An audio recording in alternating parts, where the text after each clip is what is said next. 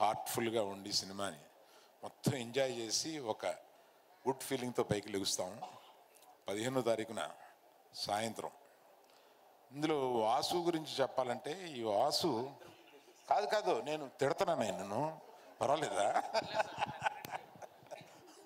ఎంతసేపు అయినా తిట్టొచ్చు. ఇతనితో కథ చెప్పించాడు. ఈయన మాయగాడు చెప్పడం అలా. నేను తర్వాత వాసుని పిలిచాను.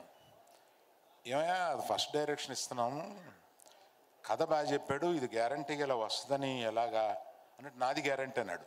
ఏం పెట్టావో నువ్వు వాసుకి? నాది గ్యారంటీ ఏంటి? 10 కోట్ల గ్యారంటీ ఎవడిస్తాడా?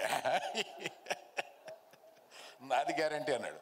కానీ రషెస్ చూసిన తర్వాత నీ గ్యారంటీ అర్థమైందా?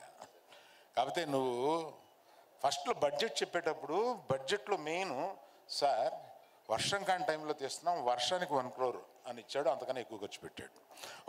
వర్షానికి ఓ బడ్జెట్ ఇచ్చిన ప్రొడ్యూసర్. అలాగే